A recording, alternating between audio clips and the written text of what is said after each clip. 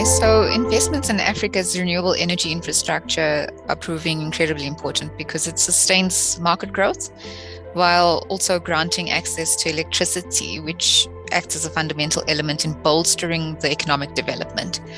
The construction of our plants acts as a positive message to people in South Africa and promotes in raising their awareness around combating climate change. So not only are we addressing the imminent threat of climate change, but we're also developing and empowering local communities to actively participate in the execution and operation of our projects. From a socioeconomic standpoint, by actively hiring local labor and contributing to the upliftment of impoverished communities through our sustainable initiatives, we're really driving the United Nations Sustainable Development Goals. It's a well-known fact that job creation in South Africa is a problem, in Africa in general, and our plants, especially the wind plants, create many opportunities both during execution and during operations. So we have to nurture our relationships with our local communities because they play an invaluable role in attaining the goals that our organization has.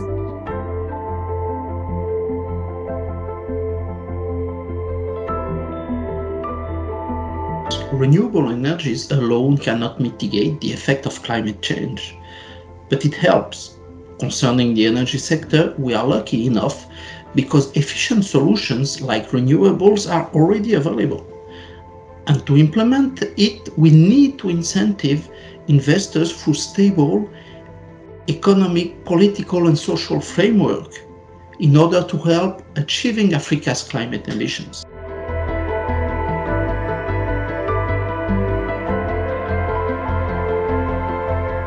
So if we quickly look to Africa, less than 3% of cumulative emissions to date.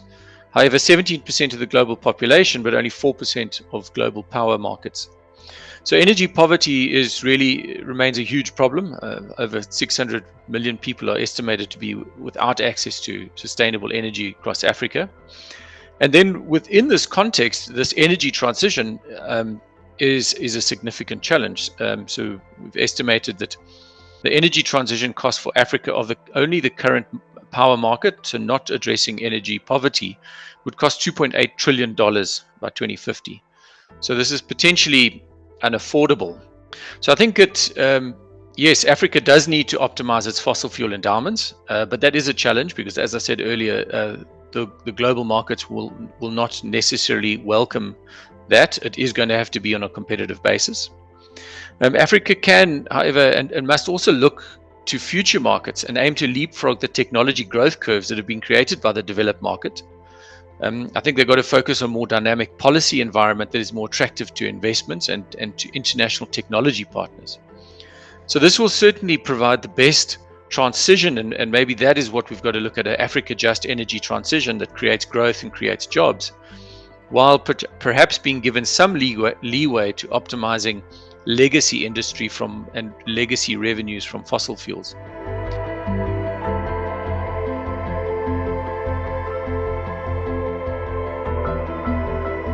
The hole is there. The water is flooding the boat. And we all have to bail out the water, whatever the size of our bucket is.